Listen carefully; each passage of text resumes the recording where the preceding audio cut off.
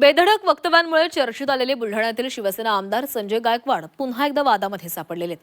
शिवाजी कोण होता या पुस्तकाचे प्रकाशक प्रशांत आंबी यांना जीवे मारण्याची धमकी आमदार गायकवाडांनी दिलेली आहे. छत्रपती शिवाजी महाराजांविषयी आदर दाखवत असताना आमदार गायकवाड यांनी प्रकाशक प्रशांत आंबी आणि त्यांच्या कुटुंबियांना सर्वोच्च अर्वाच्य भाषेमध्ये शिवीगाळ केलेली आहे. पाहुयात आमदार संजय गायकवाड आणि प्रकाशक प्रशांत आंबी यांच्यात फोनवर नेमका काय संवाद घडलेला आहे. प्रशांत भाऊ, मी आमदार संजय गायकवाड बुलढाणा. काय म्हणला? आमदार संजय गायकवाड बोलतोय बुलढाणा. हा बोला. तुमचं एक पुस्तकात आमच्या लग्नामध्ये काय म्हटलं, शिवाजी कोण होता म्हणून. हा, तर तुम्ही शिवाजी महाराजाला शिवाजी म्हणता का? गोविंद पानसरेंचं पुस्तक आहे ते. अरे गोविंद पानसरे कोण शिवाजी महाराजाला शिवाजी म्हणणारा? तुम्ही माहिती घ्या, तुम्हाला कळेल कोण आहे. काय माहिती घ्यायची गरज नाही मला माहिती आहे शिवाजी महाराज कोण आहे. तुमच्यासारखे नालायक लोक आमच्या महाराजाला एकरी भाषेत बोलता. तुम्ही पुस्तक वाचलंय का? पुस्तक वाचा. काय पुस्तक वाचायची गरज नाही मला. शिवाजी कोण होता तुला याची गरज काय? मी काय सांगतोय की अनादर करण्यासाठी नाही लिहिलेलं, तुम्ही पुस्तक वाचा. तुम्हाला आम्ही कळून जाईल. पुस्तक नाही, आम्ही पुरा इतिहास वाचेल. आम्ही मराठा आहे, त्याचे वंशज आम्ही. ब्राह्मण आहे का तू? हा, ब्राह्मण आहे? मी ब्राह्मण नाहीये. मग छत्रपती शिवाजी महाराज कोण होते हे लिहि ना तू.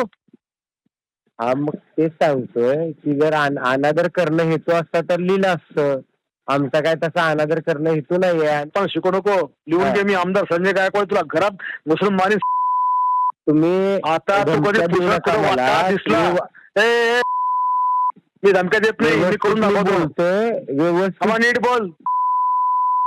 शिवाजी महाराज मी व्यवस्थित बोलतोय, तुम्ही व्यवस्थित बोला. हा?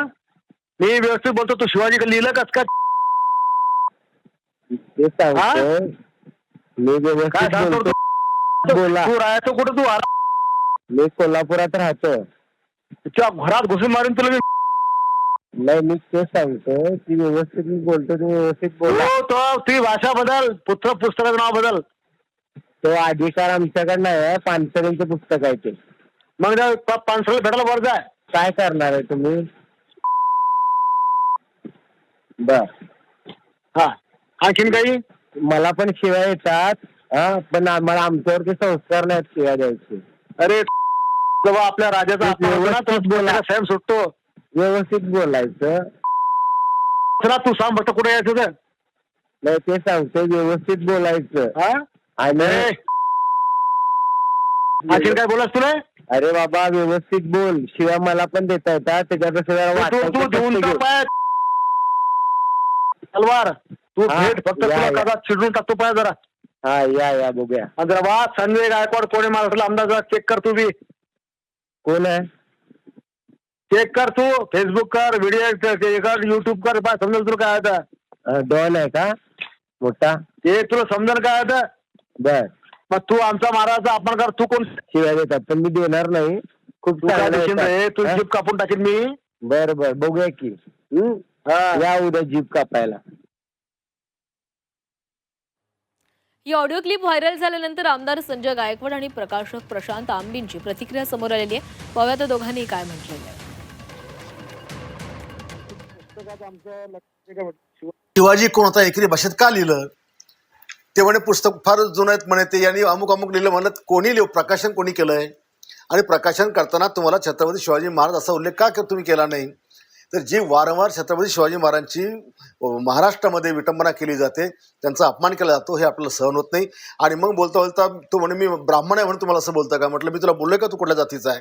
ब्राह्मण आहेस का तू? ब्राह्मण आहेस का? मी असं तुला विचारलं का म्हटलं? आणि मग तो म्हणे गोविंद पानसरे. म्हटलं मला काय घ्या ना गोविंद पानसरेचे, ते वर गेलेत, जा तिकडे तू.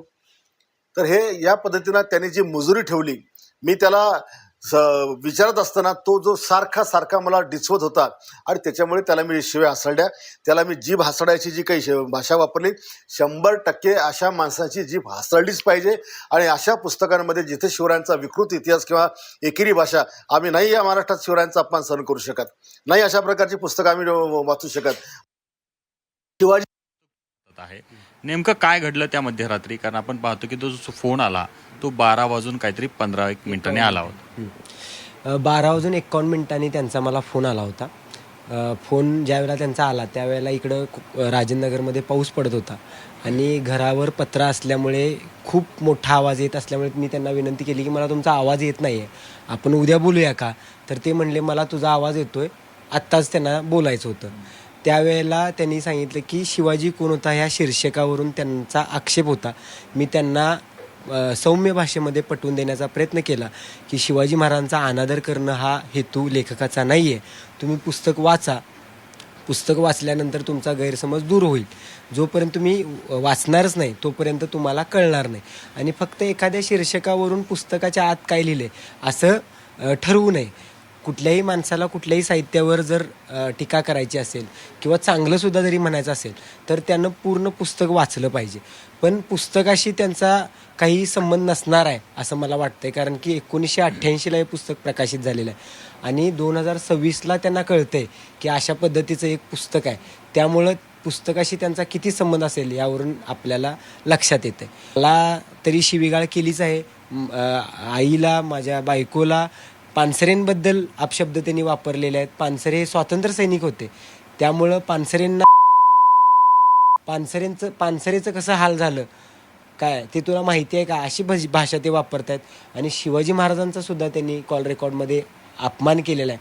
त्यामुळे कठोरात कठोर कारवाई मुख्यमंत्र्यांनी करावी अशी माझी मागणी आहे. मिथुनचं प्रताप नाईक, झी 24 तास, कोल्हापूर.